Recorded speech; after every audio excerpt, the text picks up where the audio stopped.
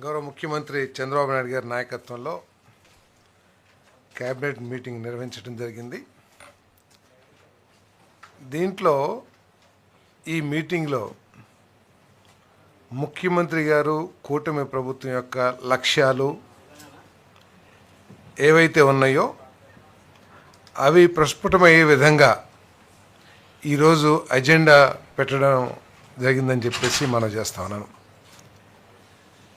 ఏదైతే ఈ ప్రభుత్వం సంక్షేమం అభివృద్ధి రెండు కళ్ళలాగా వెళ్ళాలని ఏదైతే బయట చెప్తుందో దానికి అద్దం పట్టే విధంగా ఈ రోజంతా కూడా అజెండా ఫిక్స్ చేయబడిందని చెప్పేసి నేను మనవి చేస్తా ఉన్నాను. నేను పరిపాలన అంటే కేవలం బటన్ నొక్కటమో లేకపోతే ప్రజల్ని భావోద్వేగంలోకి తీసుకువెళ్ళి వాళ్ళని మెస్మరైజ్ చేయటమో మనకున్న ఆకర్షణ శక్తి ద్వారా అలా కాకుండా ఒక నిర్దిష్టమైన ఆలోచనతో ఒక విజన్తో ఈ రాష్ట్ర భవిష్యత్తుకి పునాదులు వేయాలనే ఏదైతే లక్ష్యం ఏదైతే ఉందో ఈరోజు క్యాబినెట్లో చాలా స్పష్టంగా అర్థమైందని చెప్పేసి కూడా మనం చేస్తాను. ఈ ఒక్క క్యాబినెట్ మీటింగ్లోనే 79,900 అంటే దాదాపు 80,000 కోట్ల పెట్టుబడులకు సంబంధించి ప్రతిపాదనల్ని ఏదైతే ఇంధన శాఖ కానివ్వండి, ఐటీ శాఖ కానివ్వండి చేసిన ప్రతిపాదనల్ని ఆమోదించడం జరిగిందని చెప్పేసి మనం చేస్తాను. ఈ పెట్టుబడుల ద్వారా దాదాపు 1,25,000 1,50,000 1,25,000 ఎంప్లాయ్మెంట్ కూడా జనరేట్ కాబోతుందని చెప్పేసి కూడా ఈ సందర్భంగా నేను మనవి చేస్తా ఉన్నాను. భవిష్యత్తులో దేశంలో పెట్టుబడిదారులందరూ కూడా అంటే పారిశ్రామికవేత్తలు కానివ్వండి, సాఫ్ట్వేర్లో కానివ్వండి, వాళ్ళందరికీ అల్టిమేట్ డెస్టినేషన్ ఆంధ్రప్రదేశ్ అయ్యే విధంగా ఈరోజు మరి ఈ ప్రభుత్వం పాలసీలు తీసుకురావడం కానివ్వండి, ఆ పాలసీలకు అనుగుణంగా వచ్చిన ప్రతిపాదనలు పెట్టుబడి ప్రతిపాదనలు ఏదైతే ఉందో వాటన్నిటినీ కూడా ఆమోదించడం జరిగిందని చెప్పేసి ఈ సందర్భంగా నేను తెలియజేస్తా ఉన్నాను. మరి కొత్తగా Andhra Pradesh electronics components manufacturing policy 4.0 ఏదైతే ఐటీ ఈఎన్సీ శాఖ చేసిన ప్రతిపాదనని రాష్ట్ర మంత్రి మండలి ఆమోదించిందని చెప్పేసి మనం చేస్తాను. ఇప్పటివరకు ఏమిటంటే మన రాష్ట్రంలో కాంపోనెంట్స్ తీసుకొచ్చి అసెంబ్లీ చేయటం కానివ్వండి, లేకపోతే కాంపోనెంట్స్ని ఇంపోర్ట్ చేసుకుంటాం, ఆ ద్వారానే ఎలక్ట్రానిక్ ఇండస్ట్రీ ఆ స్థాయిలోనే ఉంది తప్పితే పూర్తిగా అన్ని కాంపోనెంట్స్ని ఇక్కడే తయారు చేసుకుని అంటే ఫుల్ ప్రోడక్ట్ని ఒక టీవీ కానివ్వండి, ఒక ఫోన్ కానివ్వండి, లేకపోతే ఎలక్ట్రానిక్కి సంబంధించిన ఏ పరికరమైనా సరే 100% ఇక్కడ మ్యానుఫ్యాక్చర్ కాబోట్లేదని ఇది మనందరికి తెలిసిన విషయమే. దాంట్లో 50% 60% కాంపోనెంట్స్ని ఇతర రాష్ట్రాల నుంచో లేకపోతే ఇతర దేశాల నుంచో తెప్పించుకుని ఇక్కడ అసెంబ్లీ చేయటం, దాన్ని మార్కెట్ చేయటం జరుగుతూ ఉంది. ఈ పాలసీ ద్వారా ఈ ఎలక్ట్రానిక్ ఇండస్ట్రీని అభివృద్ధి చేయాలనేది ఈ పాలసీ యొక్క లక్ష్యం అని చెప్పేసి మనం చేస్తాను. నేను ఈ పాలసీ లేకపోవటం మూలంగా కేంద్ర ప్రభుత్వం ఈ ఎలక్ట్రానిక్ ఇండస్ట్రీస్కి కేటాయించిన ఇన్సెంటివ్స్ని కానివ్వండి, లేకపోతే నిధులు కానివ్వండి డ్రా చేయటానికి మన రాష్ట్రానికి తగు అవకాశాలు లేకపోయినాయి అని చెప్పేసి కూడా ఈ సందర్భంగా మనం చేస్తాం. ఇక్కడ ఎలక్ట్రానిక్ పాలసీని తీసుకొచ్చి గుజరాత్, ఉత్తరప్రదేశ్, తమిళనాడు చాలా లబ్ధి పొందడం కూడా జరిగింది. మరి ఈ పాలసీ తీసుకురావడం మూలంగా రాబోయే సంవత్సరాల్లో $100 to $150 బిలియన్ బిజినెస్ మన వ్యాపారం మన రాష్ట్రంలో జరుగుతుందని చెప్పేసి కూడా నేను మనవి చేస్తాను. ఈ పాలసీని తీసుకురావడం ద్వారా ఇప్పటికే చాలామంది ఈ ఎలక్ట్రానిక్ మ్యానుఫ్యాక్చర్ తయారీదారులు అయితే ఎవరైతే ఉంటారో వారందరూ కూడా ఇక్కడ ఇన్వెస్ట్మెంట్ పెడతానికి మరి చాలా ఉత్సాహం చూపిస్తారని చెప్పేసి కూడా నేను మనవి చేస్తాను. మరి వారు ఇక్కడ ఇండస్ట్రీ పెడతాం ద్వారా ఈ పాలసీ ఉండటం మూలంగా కేంద్ర ప్రభుత్వం నుంచి కానివ్వండి, రాష్ట్ర ప్రభుత్వం నుంచి కానివ్వండి అనేక ఇన్సెంటివ్స్ని పొందటానికి అవకాశం వస్తుందని చెప్పేసి కూడా మనవి చేస్తాను. అదేవిధంగా విశాఖపట్నం జిల్లాలో ఈ ఐటీ ఇన్ఫ్రాస్ట్రక్చర్ కోసం మరి కొన్ని పేరు పొందిన ఎస్టాబ్లిష్డ్ కంపెనీలు కొన్ని ప్రతిపాదనలు ఇవ్వటం జరిగింది. మరి వారికి కావాల్సిన భూమి కానివ్వండి, వారికి కావాల్సిన ఇన్సెంటివ్స్ కానివ్వండి, ఏదైతే ఎస్ఐపిబి పూర్తిగా సమీక్షించి రికమెండ్ చేసిందో వాటన్నిటిని కూడా ఆమోదించడం జరిగిందని చెప్పేసి నేను మనవి చేస్తాను. దాంట్లో పీనం పీపుల్ ప్రైవేట్ లిమిటెడ్కి 4.45 ఎకరాలు కేటాయించడం ద్వారా మరి 207 కోట్ల రూపాయలు పెట్టుబడి, 2,500 ఉద్యోగాలు కల్పించే ఏదైతే ప్రతిపాదన ఉందో మరి దాన్ని ఆమోదించడం జరిగింది. వీరు 12 నెలల్లో మరి ఈ కార్యకలాపాలని ప్రారంభించాలని కూడా నిర్దేశించడం జరిగిందని చెప్పేసి నేను మనవి చేస్తాను. ఈ ప్రతిపాదనని కేబినెట్ ఆమోదించిందని చెప్పేసి తెలియజేస్తాను. అదేవిధంగా సిఫీ ఇన్ఫినిట్ స్పేసెస్ లిమిటెడ్, ఇది ఒక పెద్ద ప్రపంచంలోనే పేరెనికగన్న సంస్థ. వీరు దాదాపు 16,466 కోట్ల పెట్టుబడితో డేటా సెంటర్స్ కానివ్వండి, అనేక కార్యకలాపాలని డేటా సెంటర్స్, మరి ఇంకా cloud computing, data storage, digital సేవల్లో ఈ కంపెనీ నిమగ్నమైంది. ఒక పెద్ద డేటా రాబోయే సంవత్సరాల్లో ఇప్పటి వరకు మన రాష్ట్రంలో ఒక్క డేటా ఇది కూడా రాలేదు. ఇది మన దాన్ని ఏమంటారు, డేటా సెంటర్ ఒక్కటి కూడా లేదు. ఇప్పుడు దాకా ఉన్నాయని మైక్రోసాఫ్ట్ కానివ్వండి, అమెజాన్ కానివ్వండి, తెలంగాణ రాష్ట్రంలో షాద్నగర్ చుట్టూతా అనేక కంట్రోల్ కానివ్వండి, వీళ్ళందరూ కూడా డేటా సెంటర్స్ని ఏర్పాటు చేసి కొన్ని వేల కోట్ల రూపాయల పెట్టుబడులు అక్కడ పెట్టారు. ఒక పాలసీ లేకపోవటం కానివ్వండి, గత ప్రభుత్వం నుంచి ప్రోత్సాహకాలు లేకపోవటం కానివ్వండి, లేదా గత ప్రభుత్వం ఇనిషియేషన్ ఏం తీసుకోకపోవటం వల్ల కానివ్వండి, ఈ రోజు వరకు కూడా ఒక్క డేటా సంస్థ మన రాష్ట్రంలోకి రాలేదంటే అది గత ప్రభుత్వ వైఫల్యం అని చెప్పేసి కూడా చెప్పక తప్పదని చెప్పేసి మనం చేస్తాను. ఈరోజు మన రాష్ట్రంలోకి సిఫీ సంస్థ దాదాపు 16,466 కోట్లు, గూగుల్, ఇటువంటి సంస్థలన్నీ కూడా డేటా సెంటర్స్ని మన విశాఖపట్నంలో ఏర్పాటు చేయడానికి ముందుకు వస్తున్నారని చెప్పేసి కూడా మనం చేస్తాను. అండర్ గ్రౌండ్లో కేబుల్ తీసుకొచ్చి ఇతర దేశాల నుంచి ఇక్కడ ల్యాండింగ్ సెంటర్స్ని ఏర్పాటు చేసి ఆ కేబుల్ ద్వారా ఈ డేటా సెంటర్స్ని మెయింటైన్ చేస్తానని కూడా నేను ఈ సందర్భంగా తెలియజేస్తాను. మరి వారికి కావాల్సిన 3.6 ఎకరాలు ఏదైతే ఉందో ఐటీ హిల్, మధురవాడ ఐటీ హిల్లో, అదేవిధంగా పరదేశీపాలెం వద్ద 50 ఎకరాలని 50 లక్షల చొప్పున వారికి ఏదైతే ఎస్ఐబిబి రికమెండ్ చేసిందో అది కేటాయించడానికి కేబినెట్ ఆమోదం తెలిపిందని చెప్పేసి నేను మనవి చేస్తాను.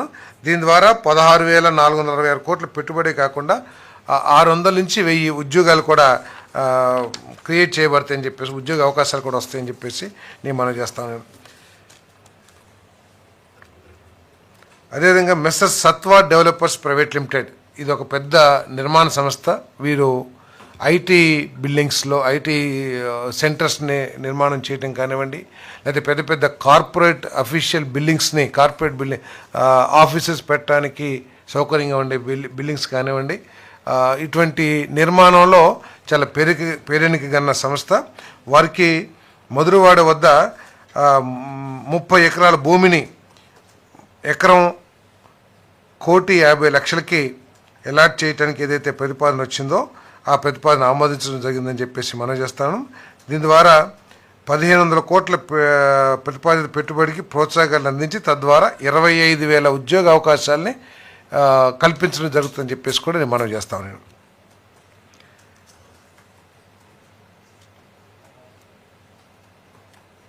అదేవిధంగా ఏఎన్ఎస్ఆర్ గ్లోబల్ కార్పొరేషన్ ప్రైవేట్ లిమిటెడ్కి 7.79 ఎకరాల భూమిని మరి ఈ ఇన్ఫ్రాస్ట్రక్చర్ డెవలప్మెంట్ కోసం, అంటే ఏంటంటే విశాఖపట్నాన్ని రాబోయే సంవత్సరాల్లో ఈ ప్రభుత్వం చంద్రబాబు నాయుడు గారి నాయకత్వంలో సాఫ్ట్వేర్కి కానివ్వండి, లేకపోతే ఈ డేటా సెంటర్స్ కానివ్వండి, ఐటీ సెక్టర్ని అక్కడ బ్రహ్మాండంగా డెవలప్ చేయాలి. దేశంలో ఏ ఇతర నగరంలో లేని వసతులన్నింటినీ కూడా ప్లాన్గా ఏర్పాటు చేయాలనే లక్ష్యంతో ఈ సంస్థలన్నింటినీ కూడా తీసుకొచ్చి ఉద్యోగ అవకాశాలు లభించే విధంగా ఈ ప్రభుత్వం పనిచేస్తుందని చెప్పేసి మనం చేస్తాను. ఈ ANSR global corporation private limited వారు 1000 కోట్లు పెట్టుబడి పెట్టడం జరుగుతుంది. తద్వారా 10,000 ఉద్యోగాలకి అవకాశాలు కూడా లభిస్తాయని చెప్పేసి ఈ సందర్భంగా నేను తెలియజేస్తాను. అదేవిధంగా BVM energy and residency private limited వీరు కూడా 30 ఎకరాల భూమిని ఏపీఐసి ద్వారా ఎకరానికి 1,50,00,000 చొప్పున కేటాయించడం ద్వారా మరి ఈ సాఫ్ట్వేర్ ఇన్ఫ్రాస్ట్రక్చర్ని డెవలప్ చేయడానికి కేబినెట్ ఆమోదం తెలిపింది. ఈ సంస్థ 1,250 కోట్ల రూపాయల పెట్టుబడులు, తద్వారా 15,000 ఉద్యోగ అవకాశాలు లభిస్తాయని చెప్పేసి కూడా ఈ సందర్భంగా నేను తెలియజేస్తాను. అదేవిధంగా GOMS నెంబర్ 10 MAUD డిపార్ట్మెంట్ 18/1/2020 ద్వారా జారీ చేసిన ఆంధ్రప్రదేశ్ అనధికృత లేఅవుట్లు మరియు ప్లాట్ల నియంత్రణ నిబంధనలు 2020లోని సవరణలు చేసినందుకు పురపాలక మరియు పట్టణాభివృద్ధి శాఖ చేసిన ప్రతిపాదనకు రాష్ట్ర మంత్రి మండలి ఆమోదం తెలిపింది. మనందరికీ తెలిసిందే, ఏ పట్టణం తీసుకున్నా కూడా లేతే అర్బన్ ఏరియాలో చాలా చోట్ల చాలామంది లేఅవుట్లు వేసేయటం, దానికి పర్మిషన్స్ ఉన్నాయా లేదా అని చెప్పేసి చూడకుండా చాలామంది ఏదో వారికి తగ్గట్టు వారు కొనుక్కోవటం జరుగుతున్న విషయం అందరికి తెలిసిందే. కొనుక్కున్న తర్వాత దాంట్లో ఉన్న అనేక లోపాల మూలంగా వాళ్ళు ఇల్లు నిర్మాణం చేయడానికి కానివ్వండి, లేదా రకరకాల సమస్యల్ని వాళ్ళు ఎదుర్కొంటున్న విషయం అందరికీ తెలిసిందే.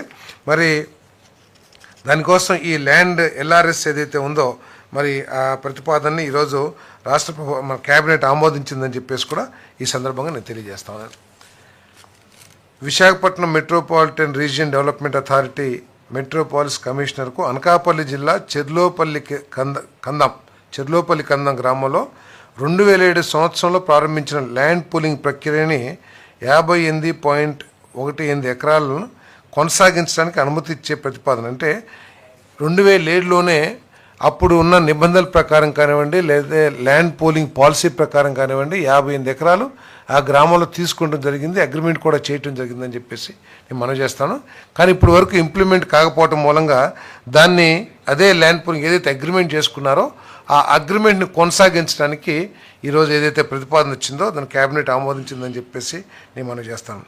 అదేవిధంగా Visakhapatnam metropolitan region development authority metropolitan కమిషనర్కి విశాఖపట్నం, విజయనగరం, అనకాపల్లి జిల్లాల్లో దాదాపు 1941.19 ఎకరాలని భూసేకరణ చేయడానికి చేసిన ప్రతిపాదన ఆమోదించడం జరిగిందని చెప్పేసి మనం చేస్తాం. ఇప్పుడు మీరందరూ కూడా ఇప్పుడే చెప్పాము, ప్రతి క్యాబినెట్లో కూడా విశాఖపట్నంలో కొన్ని లక్షల కోట్ల పెట్టుబడులు వస్తున్న విషయం మనం కూడా చూస్తూ ఉన్నాం. సో దీనికోసం ఆ విశాఖపట్నం అర్బన్ ఏరియా ఏదైతే ఉందో దాన్ని తయారు చేయడం కోసం కావాల్సిన ఇన్ఫ్రాస్ట్రక్చర్ కానివ్వండి, ఐటీ సెక్టర్ అభివృద్ధి కోసం ల్యాండ్ బ్యాంక్ ఏర్పాటు చేసుకుని కావాల్సిన రోడ్లు కానివ్వండి, లేకపోతే పవర్ అరేంజ్మెంట్స్ కానివ్వండి, ఈ ఇన్ఫ్రాస్ట్రక్చర్ అంతా కూడా రెడీగా పెట్టుకుంటే రాబోయే ఇన్వెస్టర్స్కి, ఇండస్ట్రియలిస్ట్కి అనుకూలంగా ఉంటుందనే లక్ష్యంతో మరి 1941.19 ఎకరాలు భూసేకరణకు ఏదైతే ప్రతిపాదన చేశారో దాన్ని ఆమోదించడం జరిగిందని చెప్పేసి మనం చేస్తాం. అదేవిధంగా 2014-2019లో ఏషియన్ ఇన్ఫ్రాస్ట్రక్చర్ ఇన్వెస్ట్మెంట్ బ్యాంక్ ద్వారా దాదాపు 3,300 కోట్ల రూపాయలు రుణం తీసుకుని అర్బన్ ఏరియాలో డ్రింకింగ్ ఫెసిలిటీ ఏర్పాటు చేయాలని చెప్పేసి దాదాపు 27 ప్యాకేజీలని వర్క్ కాంట్రాక్ట్స్ అవార్డ్ చేయడం జరిగిందని చెప్పేసి మనం చేస్తాం 2019లో. కానీ తర్వాత వచ్చిన ప్రభుత్వం ఎన్నిసార్లు చెప్పుకున్నా కూడా ఆ ప్రభుత్వ వైఫల్యాలు అడుగడుగునా కూడా మనకి కనపడతాయి అని చెప్పేసి నేను ఈ సందర్భంగా మనవి చేస్తాను. ఎందుకంటే 3,300 కోట్లు నిధులు సేకరించి, రుణాన్ని సేకరించి లక్షలాది కుటుంబాలకి, అర్బన్ ఏరియాలో నివసిస్తున్న లక్షలాది కుటుంబాలకి ఎలివేటెడ్ రిజర్వాయర్స్ ద్వారా, వాటర్ ట్రీట్మెంట్ ప్లాంట్స్ ద్వారా పరిశుభ్రమైన వాటర్ని, త్రాగునీటిని సప్లై చేయడానికి ఉద్దేశించిన ఈ ప్రాజెక్ట్ని పూర్తిగా నిర్వీర్యం చేసేసి దాన్ని ముందుకు తీసుకెళ్ళకోకుండా వదిలేసిన పరిస్థితుల్లో ఈరోజు వాటిని క్యాన్సిల్ చేయడానికి ఏదైతే ప్రతిపాదన చేశారో మరి ఆ ప్రతిపాదనని ఆమోదించడం జరిగిందని చెప్పేసి మనం చేస్తాం. ఈ వర్క్స్ అన్నింటినీ కూడా సమీక్షించడానికి అధికారుల కమిటీ ఒకటి వేసి ఆ కాంట్రాక్టర్స్తో చర్చించి, ఎందుకంటే దాదాపు 6-7 సంవత్సరాల క్రితం టేకప్ చేసిన కాంట్రాక్ట్లు అవి కేవలం 12% ఫిజికల్గా ప్రోగ్రెస్ అయినాయి అంతే. సో వాళ్ళు చాలా పైప్స్ లేకపోతే ఇంకా వాల్వ్స్ అనేక మెటీరియల్స్ అన్ని ప్రొక్యూర్ చేసి ఎక్కడ పడితే అక్కడ వేయటం, ఇవన్నీ కూడా చేసి చాలా నష్టపోయిన పరిస్థితుల్లో వారితో చర్చించి ఈ కమిటీ ఏదైతే రిపోర్ట్ ఇచ్చిందో, అంటే వారు చేసిన పనులకి నిబంధనల ప్రకారం పేమెంట్స్ ఇవ్వటం కానివ్వండి, వారు సప్లై చేసిన మెటీరియల్ ఏదైతే ఉందో స్పెసిఫికేషన్ ప్రకారం టెస్టింగ్ చేసి వాటిని ప్రభుత్వం తీసుకుని తర్వాత వచ్చే ఈ మెటీరియల్స్ని వాడుకుని తర్వాత వచ్చే కాంట్రాక్టుల ద్వారా ఈ మెటీరియల్స్ వినియోగించుకోవడానికి చేసిన ప్రతిపాదన అయితే ఉందో దాన్ని ఆమోదించడం జరిగిందని చెప్పేసి నేను మనం చేస్తాను. నేను వీళ్ళు చాలా తక్కువేనండి, అంటే 12% 12 అంటే 300-400 కోట్లు చేశారు అంతే. 3,300 12% 3,500 3,900 400 కోట్లు.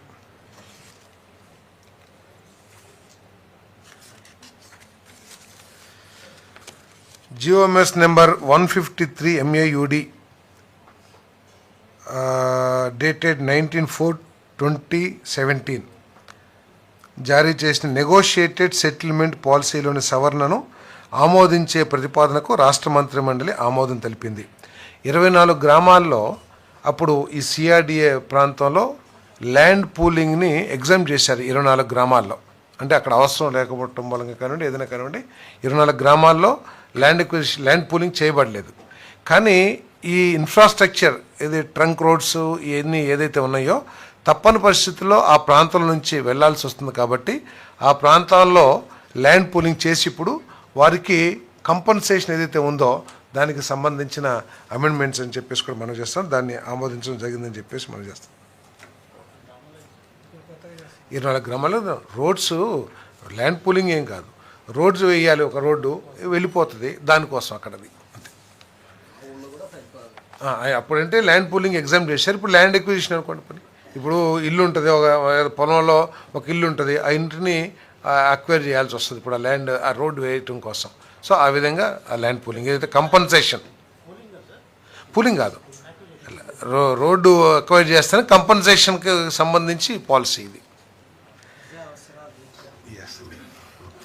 APMDC 25-26 రెండవ ట్రెండ్ బాండ్ జారీ ప్రక్రియలో భాగంగా 5,526.18 కోట్ల సబ్స్క్రిప్షన్ మొత్తాన్ని స్వీకరించడానికి 9.3% కూపన్ రేట్తో బిడ్స్ చేయటం, సంబంధిత బాండ్ హోల్డర్లకు బాండ్లను కేటాయించడం మరియు వివిధ లావాదేవీలకు సంబంధించిన పత్రాలను అమలు చేయటం వంటి కీలక కార్యకలాపాలను ధృవీకరించే ప్రతిపాదనకు రాష్ట్ర మంత్రి మండలి ఆమోదం తెలిపింది.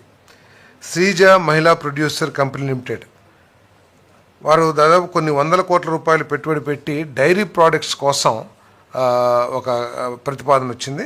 వారికి SIBP వారి ప్రతిపాదనని సమీక్షించి సిఫార్సులు చేసిన మేరకు దాన్ని కేబినెట్ ఆమోదించడం జరిగిందని చెప్పేసి మనం చేస్తాం. SIB రాష్ట్రంలో ప్రాజెక్టుల ప్రారంభాన్ని వేగవంతం చేయడానికి మెసెస్ JSW AP స్టీల్ లిమిటెడ్ పెట్టుబడి ప్రతిపాదనకు సంబంధించి 17/7/2025 జరిగిన SIBP సమావేశ సిఫార్సులను ఆమోదించే ప్రతిపాదనకు రాష్ట్ర మంత్రి మండలి ఆమోదం తెలిపింది. అదేవిధంగా JSW కానివ్వండి, ఎక్సలెంట్ ఫార్మాసన్ ప్రైవేట్ లిమిటెడ్ కానివ్వండి, Agastya energy industries private limited కానివ్వండి, రెన్యూ ఫోటో వోల్టాయిక్స్ ప్రైవేట్ లిమిటెడ్ కానివ్వండి, ఇవన్నీ కూడా ఈ రాష్ట్రంలో పెట్టుబడి పెట్టడానికి ప్రతిపాదనలు చేయడం జరిగింది. వాటన్నిటిని కూడా సమీక్షించి కొన్ని వేల కోట్ల రూపాయల పెట్టుబడులకి సంబంధించి మరి తద్వారా దాదాపు 1,00,000 ఉద్యోగ అవకాశాలు కల్పించే ప్రతిపాదనలు అయితే ఉన్నాయో ఆ ప్రతిపాదనలు కూడా ఆమోదించడం జరిగిందని చెప్పేసి మనం చేస్తాం. విజయనగరం జిల్లా వంగార మండలం అర్సాడ్ గ్రామంలో PVS గ్రూప్ ద్వారా 20 TPD కంప్రెస్డ్ బయోగ్యాస్ ప్లాంట్ ఏర్పాటుకు చేసిన అభ్యర్థనకు సంబంధించి ఇంధన శాఖ చేసిన ప్రతిపాదనకు ఆమోదించే ప్రతిపాదనకు రాష్ట్ర మంత్రి మండలి ఆమోదం తెలిపింది. రాష్ట్రంలో కూడా ఈ CBG కంప్రెస్డ్ బయోగ్యాస్ ప్లాంట్స్ చాలా ప్రతిపాదనలు వస్తున్నాయి. మరి ప్రభుత్వం కూడా దాదాపు 10,000 టన్నులు ఒక టార్గెట్గా పెట్టుకొని దానికి ఇప్పటికే రిలయన్స్ వాళ్ళు 500 ప్లాంట్లు CBGకి గవర్నమెంట్తో చేసుకున్నారు. ఇంకా ప్రతి క్యాబినెట్లో కూడా ఇటువంటి ప్రతిపాదనలు వస్తున్నాయి. ఈరోజు దాదాపు 50 TPDకి సంబంధించి 2 ప్రతిపాదనలు రావడం జరిగిందని చెప్పేసి మనం చేస్తాను. గ్రీన్ ఎనర్జీ పాలసీలో భాగంగా ఏదైతే వాటికి అర్హత ఉందో వాటన్నిటిని కూడా SIBP సమీక్ష ద్వారా చేసిన ప్రతిపాదనని ఆమోదించడం జరిగిందని చెప్పేసి మనం చేస్తాను. అదేవిధంగా పిఎస్డిఎఫ్ కింద బిఈఎస్ఎస్ ప్రాజెక్ట్ అమలుకు అవసరమైన కార్యకలాపాలను చేపట్టడానికి AP Transco chairman and managing director విజయవాడకు రాష్ట్ర యుటిలిటీల వినియోగానికి అధికారం ఇచ్చేందుకు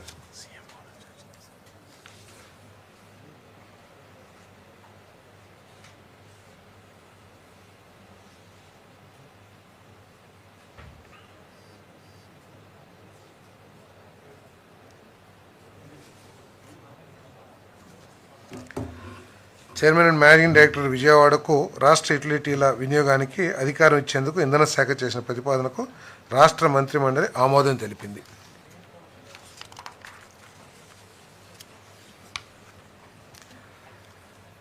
ఇప్పటికే అదానీ గ్రీన్ ఎనర్జీ లిమిటెడ్ ఏదైతే ఉందో 2 పిఎస్పి ప్రాజెక్టులని అంటే 1200 మెగావాట్లు 1000 మెగావాట్లు అంతర్రాష్ట్ర సరిహద్దు వివాదాల మూలంగా ప్రభావితమై ఆ ప్రాజెక్ట్స్ ముందుకు వెళ్తలేదని చెప్పేసి ఆ కంపెనీ వారే దాన్ని రద్దు చేసుకోవడానికి ముందుకు రావడం జరిగింది, అభ్యర్థించడం జరిగింది. దాన్ని మంత్రిమండలి ఆమోదించింది. అక్కడ ఏదో ఒరిస్సా ఆంధ్రప్రదేశ్ బార్డర్లో కొన్ని ఎస్టీ బార్డర్కి సంబంధించిన కొద్ది వివాదాలు ఉండటం మూలంగా ఆ ప్రాజెక్టు ముందుకు వెళ్ళటం లేదని చెప్పేసి అదానీ పవర్ వాళ్ళే రద్దు చేయమని చెప్పేసి కోరటం జరిగింది. ఆ అభ్యర్థిని మంత్రిమండలి ఆమోదించిందని చెప్పేసి మనం చేస్తాను. ఒరిస్సా విజయనగరం బార్డర్స్లో ఎక్కడ మన రాష్ట్రంలోనే ఏదో సమ్ ట్రైబ్స్కి సంబంధించి ఇంకేం దీంట్లో మిగతా ఏం లేవు. ఏమండి మెట్రో రైలుకు సంబంధించి కూడా చేస్తుంది. విజయవాడ విశాఖపట్నం మెట్రో అదేమో 11,500 కోట్లు. అదేవిధంగా విజయవాడది కూడా 10,500 కోట్లు అనుకుంటాను రఫ్గా, అంటే వస్తుంది. ఈ సోలార్ ప్రాజెక్ట్స్ ఇవన్నీ మీకు తెలిసిందే కదా.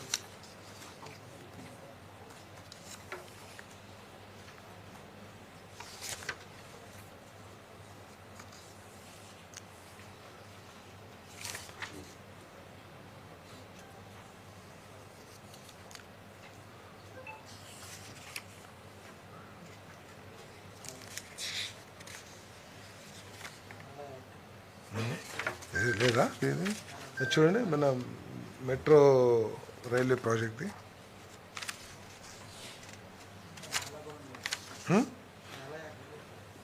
నాలాది డిఫర్ చేశారు నెక్స్ట్ క్యాబినెట్కి. నాలాది తర్వాత మనది ఏమండి విజయవాడది, విశాఖపట్నంలో 11,000. సో ఆ ప్రాజెక్టులు కూడా ఇమీడియట్గా తగు చర్యలు తీసుకుని టెండర్స్ పిలవటం కానివ్వండి, ఇమీడియట్గా యాక్షన్ తీసుకోమని చెప్పేసి కూడా చెప్పడం జరిగిందని చెప్పేసి మనం చేస్తాం. అదేవిధంగా మరి ఈ పొగాకు కొనుగోలు కేంద్రాలు కూడా ప్రభుత్వం ప్రారంభించిన విషయం తెలిసిందే. దాదాపు 2 కోట్లకి అంటే 20 మిలియన్ టన్స్ అనుకుంటాను, 20 మిలియన్ టన్స్ పొగాకును సేకరించాలని చెప్పేసి ప్రభుత్వం లక్ష్యంగా పెట్టుకుంది. దీనికి ఇంతకుముందు ఎంత తీసుకొస్తే అంత పొగాకుని కొనేవాళ్ళు. దాని మూలంగా ఏమిటంటే కొంతమంది రైతులకి అవకాశం లభించటం లేదనే ఉద్దేశంతో ఆ క్వాంటిటీని పర్ ఫార్మర్ ఇంత క్వాంటిటీ అని చెప్పేసి రెస్ట్రిక్ట్ చేయడం కూడా జరిగిందని చెప్పేసి మనం చేస్తాను.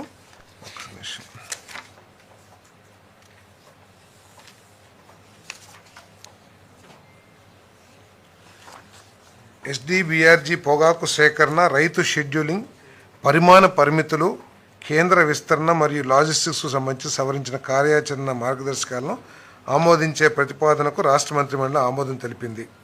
ప్రతి రైతుకు 20 క్వింటల్స్ పరిమితిగా నిర్ణయించడం జరిగింది.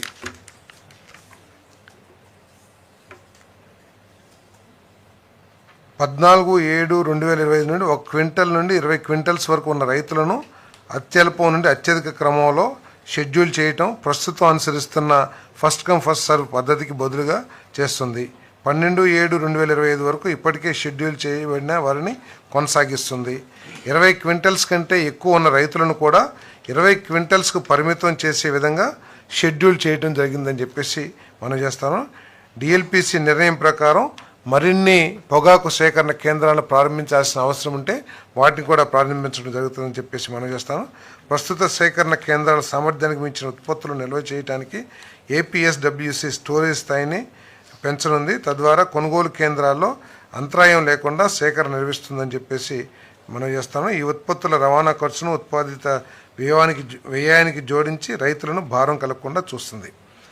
దీంట్లో ప్రభుత్వం మనందరికీ తెలిసిందే, రైతు ఎక్కడైతే నష్టపడుతున్నారో అక్కడల్లా ప్రభుత్వం ఇంటర్వ్యూన్ అయ్యి, ఉదాహరణకి మ్యాంగో కానివ్వండి, అదేవిధంగా కోకో కానివ్వండి, ఈరోజు ఇది మన పొగాకు కానివ్వండి, వీటన్నిటినీ కూడా దాదాపు 500 కోట్ల రూపాయలు భారం పడినా కూడా రైతు సంక్షేమమే లక్ష్యంగా పనిచేస్తున్న ప్రభుత్వం మరి ఈ కేంద్రాలన్నింటినీ కూడా మరి తీసుకుంటుందని చెప్పేసి నేను మనవి చేస్తా ఉన్నాను. నేను మరి రైతులకి ఎటువంటి సహకారం లేకుండా, ఎటువంటి ఇబ్బంది లేకోకుండా వారికి ఏ సమస్య వచ్చినా కూడా మరి ఆ సమస్యని ఆదుకోవటం లక్ష్యంగా ఈ ప్రభుత్వం పనిచేస్తుందని చెప్పేసి నేను మనవి చేస్తాను. గత ప్రభుత్వంకి మెల్లే కేవలం ఉట్టి ఉపన్యాసాలతోనో లేకపోతే మాయమాటలతో కాకుండా వారు ఎక్కడ నష్టపోయినా కూడా వెంటనే వారికి స్పందించి ప్రభుత్వం ఈ అడిషనల్ ఇన్సెంటివ్ ఇవ్వటం కానివ్వండి, లేదా కొనుగోలు చేయటం కానివ్వండి, మార్కెట్ ఇంటర్వెన్షన్ చేసే కార్యక్రమాన్ని ఈ ప్రభుత్వం చేస్తుందని చెప్పేసి కూడా నేను ఈ సందర్భంగా నేను తెలియజేస్తాను.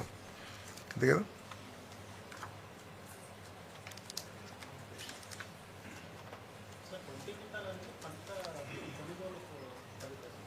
పరిమితి ఒక్కొక్క రైతు దగ్గర 20 క్వింటాల్స్ కొంటా, అంటే మనం 2 కోట్ల కేజీలు అంటే 20 మిలియన్ టన్నులు ప్రొక్యూర్ చేయాలని చెప్పేసి మనం మార్కెట్లో ఇంటర్వ్యూన్ అయ్యాము.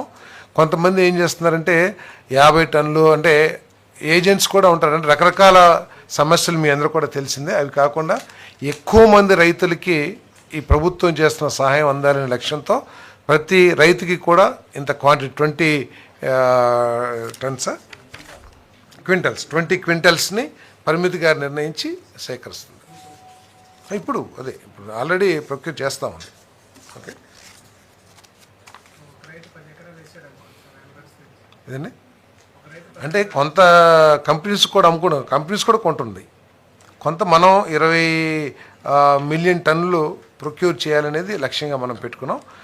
ఆ ప్రొక్యూర్మెంట్ ఏదైతే ఉందో అందరు రైతుల దగ్గర నుంచి సాధ్యమైనంత మంది ఎక్కువ మంది రైతుల నుంచి సేకరించాలనే లక్ష్యంతో ఈ నిర్ణయం తీసుకోవడం జరిగింది. ఓకే, తర్వాత మన తిరుపతిలో జరిగిన స్టాంపేడ్ మీద కూడా కమిటీ సత్యనారాయణ గారు ఆనరబుల్ జడ్జి సత్యనారాయణ గారి రిపోర్ట్ ఏదైతే ఉందో ఆ రిపోర్ట్ని కూడా క్యాబినెట్ ముందు పెట్టడం జరిగింది. మరి ఆ రిపోర్ట్ ద్వారా జడ్జి గారు ఏదైతే రికమెండ్ చేశారో వాటన్నిటినీ కూడా అమలు చేయమని చెప్పేసి ముఖ్యమంత్రి గారు ఎండోమెంట్ మినిస్టర్ గారికి ఎండోమెంట్ డిపార్ట్మెంట్కి సూచన చేయడం జరిగిందని చెప్పేసి మనం చేస్తా ఉన్నాను. అదేవిధంగా ఎవరైతే బాధ్యులో ఆ దుర్ఘటనకి వారి మీద క్రిమినల్ ప్రొసీడింగ్స్ చేయటమే కాకుండా కఠిన చర్యలు తీసుకోమని చెప్పేసి కూడా చెప్పడం జరిగింది. ఇంకొక అధికారి ఎవరైతే సూపర్విజన్ సక్రమంగా చేయలేదో, లేకపోతే ఆపరేషన్ ప్రొసీజర్స్ని ఫాలో కాలేదో వారి మీద కూడా డిపార్ట్మెంట్ పరంగా తగు చర్యలు తీసుకోమని చెప్పేసి కూడా చెప్పడం జరిగింది. మరి ఈరోజు మీ అందరూ కూడా చూస్తూనే ఉన్నాం, ప్రతి మీటింగ్లో కూడా ఏ విధంగా పెట్టుబడులు మన రాష్ట్రంలోకి వస్తున్నాయో, తద్వారా ఏ విధంగా 20 లక్షల ఉద్యోగాల కల్పనే లక్ష్యంగా ఏదైతే ప్రభుత్వం పనిచేస్తుందో దాంట్లో భాగంగానే ఇన్ని లక్షల కోట్ల పెట్టుబడుల్ని వాస్తవ రూపంలో తీసుకురావడం కూడా జరుగుతుందని చెప్పేసి మనం చేస్తాను. అదేవిధంగా మరి ముఖ్యమంత్రి గారు సింగపూర్ వెళ్తున్న విషయం అందరికీ తెలిసే ఉంటుంది. సో ఈ ట్రిప్ యొక్క ముఖ్య లక్ష్యం ఏంటంటే ఇంకా సింగపూర్ నుంచి కూడా, ఎందుకంటే ప్రపంచంలో పెద్ద పెద్ద సంస్థలన్నీ కూడా సింగపూర్ నుంచి ఆపరేట్ చేస్తున్న విషయం అందరికీ తెలిసిందే. సో అక్కడి నుంచి కూడా సాధ్యమైన పెట్టుబడులు మన రాష్ట్రానికి తీసుకురావాలని లక్ష్యంతో, అదేవిధంగా ఆంధ్రప్రదేశ్ బ్రాండ్ ఏదైతే పూర్తిగా విధ్వంసం కావించబడిందో ప్రత్యేకంగా సింగపూర్ ఇన్వెస్టర్స్ దృష్టిలో, సో బ్రాండ్ని రీబిల్డ్ చేయటం, బ్రాండ్ ఇమేజ్ని పెంచటం, అదేవిధంగా సింగపూర్ నుంచి ఇంకా పెద్ద ఎత్తున పెట్టుబడుల్ని మన రాష్ట్రంలో పెట్టడానికి ఆహ్వానించడం కోసం ముఖ్యమంత్రి గారు వెళ్తున్నారని చెప్పేసి మనం చేస్తాను. మరి ప్రపంచవ్యాప్తంగా ఇండస్ట్రీ సెక్టర్లో కానివ్వండి, సాఫ్ట్వేర్ రంగంలో కానివ్వండి, లేదా ఇన్వెస్టర్స్ దృష్టిలో కానివ్వండి, మన ప్రీతం ముఖ్యమంత్రి చంద్రబాబు నాయుడు గారికి ఉన్న ఇమేజ్ ద్వారా తప్పకుండా ఈ రాష్ట్రంలోకి ఇంకే పెద్ద ఎత్తున పెట్టుబడులు వస్తాయని చెప్పేసి కూడా మేము భావిస్తా ఉన్నాం. ఈ ట్రిప్ విజయవంతం అవ్వాలని కూడా మేము ఆకాంక్షిస్తాం. మాట్లాడుతూ అమరావతిలో చేప పిల్లలు వేస్తే ఉత్పత్తి చెందుతుంది, అక్కడ ఎటువంటి అభివృద్ధి డెవలప్మెంట్ ఉండదు, చంద్రబాబు ప్రతిదీ నేనే చేశానని చెప్తాడు, ఏమీ సాధించలేదని. సరే చంద్రబాబు నాయుడు గారు చెప్తారని మీకు భావన ఉంటే మీరు ఒక రిపోర్ట్ పెట్టుకోండి. మీరు ఏమేం చేశారు అమరావతిలో ఏమేమి కట్టడాలు చేశారో, లేకపోతే ఏమేమి బిల్డింగ్లు కట్టారో, ఏమేమి రోడ్లు వేసారో, ఏమేమి విద్యుత్ సౌకర్యాలు ఏర్పాటు చేశారో మీరు ఒక రిపోర్ట్ తయారు చేసుకున్నాండి. మళ్ళీ 5 సంవత్సరాల తర్వాత ప్రజల దగ్గరికి వెళ్తాం కదా. మీరు చేసిన తర్వాత జరిగిందంతా మేము చేసినట్లే కదా. మీ రిపోర్ట్లో లేని కట్టడాలు కానివ్వండి, లేకపోతే అభివృద్ధి కానివ్వండి, అవన్నీ కూడా మేము చేసినట్లే కదా. తప్పకుండా 5 సంవత్సరాలు చూపిస్తాం మీకు.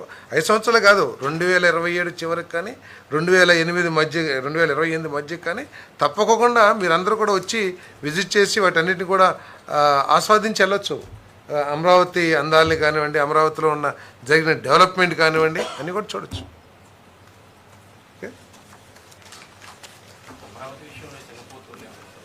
ఇదండి అమరావతికి సంబంధం ఉంది. అమరావతి ఆల్రెడీ టెండర్లు అయిపోయినాయి, ప్రధానమంత్రి గారు శంకుస్థాపన చేశారు, రేపు కన్స్ట్రక్షన్స్ కూడా ప్రారంభం కాబోతున్నాయి. సో అది ఉద్దేశం ఏంటంటే సింగపూర్ నుంచి పెద్ద ఎత్తున పెట్టుబడులు తీసుకురావాలి అనే లక్ష్యంతో ఈ ట్రిప్. ఏమండి ఇస్తాను, రిపోర్ట్ ఇస్తాను. చెప్పండి, అది అయింది కదా.